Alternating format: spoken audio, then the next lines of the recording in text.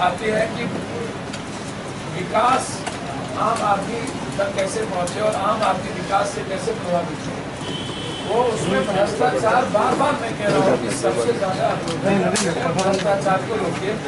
विकास 90% व्यक्ति तक पहुंच ही नहीं सकता है। और आज के देश में भ्रष्टाचार नौकरशाह के भीतर प्रचंड पर है और नौकरशाह जिस तरीके से भ्रष्टाचार को बढ़ावा दे रही है और जिससे आम आदमी प्रभावित हो रही है, उसके लिए नीतीश कुमार जी का पहल बहुत ही आवश्यक है।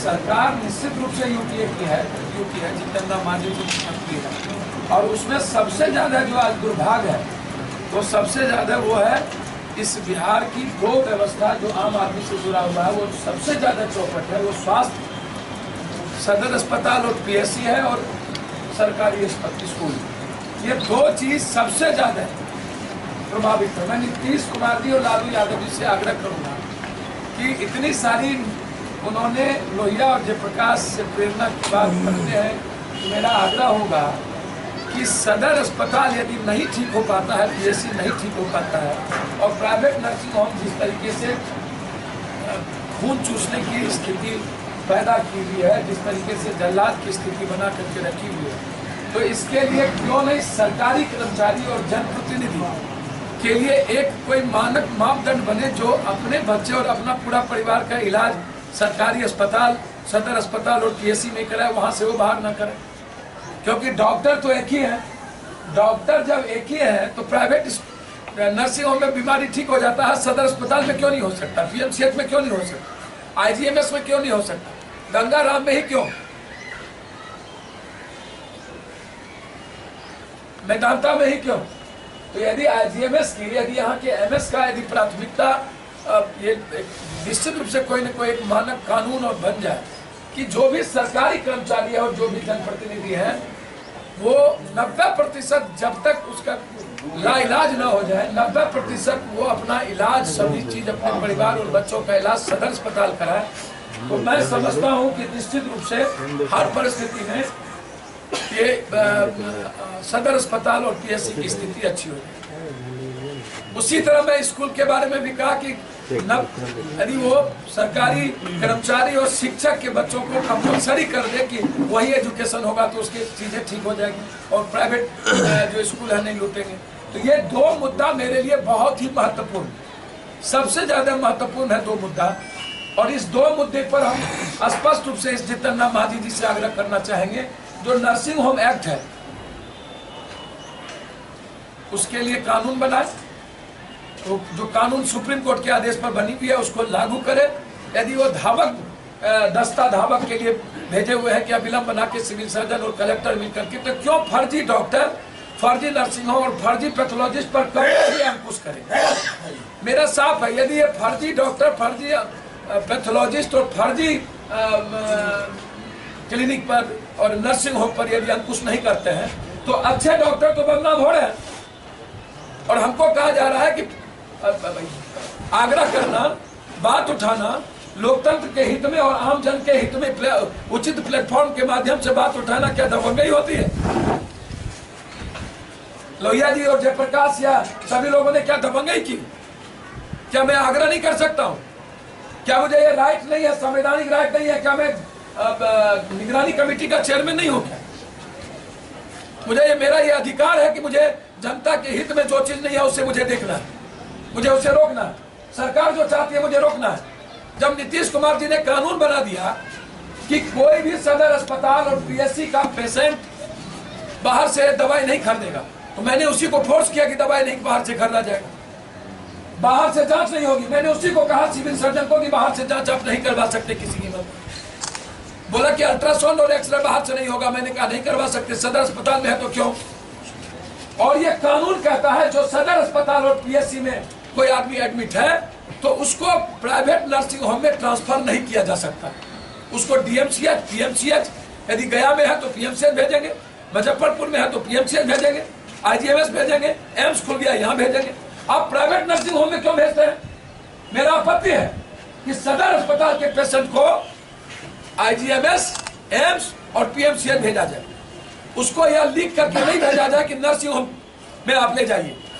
और क्यों लिखेंगे जब हिंदुस्तान में, दिल्ली में नहीं है कि आप अमुक पैथोलॉजी में जांच कराएं, तो आप यहाँ कैसे अमुक पैथोलॉजी में लिखते हैं कि जांच कराइए? क्या ये कानून के खिलाफ नहीं है? आईएमए को और भाषा को ये नजर नहीं आता है? आईएमए और भाषा जनहित में नहीं है, वो सिर्फ अपनी राजनीति करती है। उनके पदाधिकारी, उनके घरों से करोड़ों अरबों रुपया निकलते हैं, उस पर वो कुछ नहीं बोलते। डॉक्टर ऑक्सीजन के चलते, पैसे के चलते ऑक्सीजन बच्चों को नहीं लगाता है, मार देते हैं, उस पर कुछ नहीं बोलते। पेट चीर करके पैसा मंगाते हैं, कुछ नहीं बोलते। लाश 10 दिन तक रख करके डॉक्टर लाश नहीं देते हैं, कुछ नहीं बोलते। वेंटिलेटर पर 10 दिन तक रखते हैं मृत्यु पर, तब तो वो कुछ नहीं बोलते। फीस पर क्यों नहीं बोलते? यदि अजय कुमार सिंह ने कहा है कि मैं इतना पैसा खर्च करके पढ़ा हूं और इतना बड़ा बड़ा इक्विपमेंट है, मैं अजय कुमार सिंह को चैलेंज करता हूं कि क्या ये आपको अधिकार दे दिया गया? क्या पैसा खर्चा किए तो मेरे बिहार की जनता को लूट लीजिए? क्या जनप्रतिनिधि इसीलिए लूट रहा है बिहार का या देश का कि वो सबसे ज्यादा पैसा खर्च के चुनाव जीत के जाता है, इसलिए लूट लो? कोई आईएएस इसीलिए यहाँ पर पैसा खर्चा करता है कि हम लूटे? तो क्या इसको स्वीकार्य दे दिया जाए? गीदड़ भौंकी देते हैं वो, हम गीदड़ भौंकी से डरने वाले नहीं। ये जनता की लड़ाई है, पप्पू यादव इसमें कहीं नहीं है। और हम सबको कहा है कि मैं पीछे हटने को तैयार हूं। रास्ता क्या होगा हमको बताएं। रास्ता के लिए आ गया है, सरकार भी आ गया है, विपक्ष भी आ गया है। सुशील मोदी जी खुद रास्ता पे ले आइए। बहुत ज्यादा आप तोपखान है तो, और आप कभी तोपखान हो ही नहीं सकते, क्योंकि आपका संस्कार में कॉर्पोरेट और पूंजीपति की दलाली लिखी हुई है। आप गरीबों की कभी हिमायती हो ही नहीं सकते। यदि है तो मैं हर चीज छोड़ने को तैयार हूं।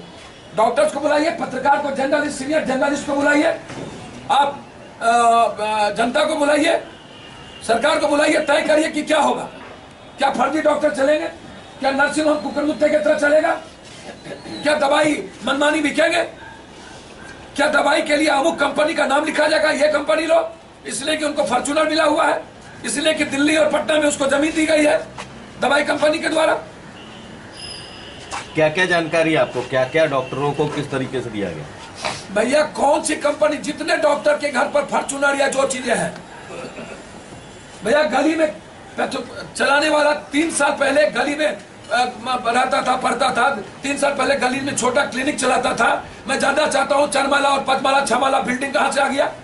और महंगा यदि आप खरीदे हैं तो महंगा खरीदे हैं तो आप महंगे शहरों में जाकर के लीजिए ना पैसा।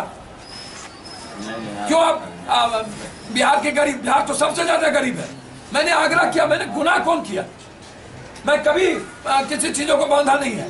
मैंने दिखाया कि दिल्ली में क्या है, वहाँ क्या है, यहाँ की स्थिति क्या है, सामाजिक और आर्थिक और भौगोलिक स्थिति क्या है। मैंने यही बातें कही है। जनता के पक्ष में आप इतना काम कर रहे हैं, कहाँ पर विरोध हुआ? एक विरोध आप देखिए ना, डेली तो छप रहा है पप्पू यादव के एक। आप उस दिन जी न्यूज को देखते हैं ना कि पूरे बिहार के लोगों ने क्या कहा। जी पुरवैया पर देखने में क्या दिक्कत थी आपको कि पूरे बिहार के लोगों ने क्या कहा जी पुरवैया पर? पप्पू यादव के बातों को समर्थन किया या नहीं किया? आप अपनी बातों को सरकार से क्यों नहीं रखते? 4 बार आपने प्रेस कॉन्फ्रेंस करके इन्हीं बातों को दोहराया है, लेकिन सरकार के पास आपने अपनी बातों को क्या रखा है? क्या जवाब मिला है उधर से? नहीं, ये इन बातों को नहीं, मैंने मैं यह बात पूछना चाहता हूँ, क्या किसी पैथोलॉजी को वो लिख सकते हैं कि अमुक पैथोलॉजी में तुम जांच करो? सरकार, अमुक डॉक्टर लोग, कंपनी लोग, सरकार आपकी है। पप्पू जी 2 ही सॉल्यूशन है, या तो सरकार आपकी है, या कोर्ट में जाए।